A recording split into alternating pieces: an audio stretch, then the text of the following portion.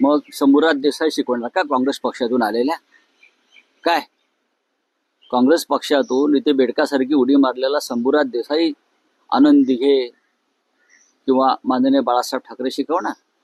हा? एवढी महाराष्ट्राची अवस्था खराब झालेली नाही.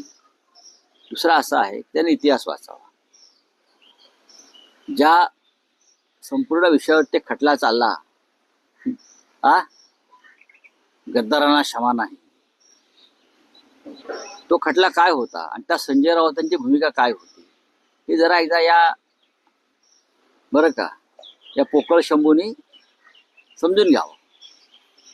बघा, हे सगळे ज्याला मराठी शब्द आहे ना, भैसटलेले आणि भरकटलेले, आता त्यांचे पक्षप्रमुख जे आहेत अमित शहा, त्यांना तंबी दिली की फडणवीसांची चाकरी करा, नाहीतर सरकारमधनं दूर व्हा.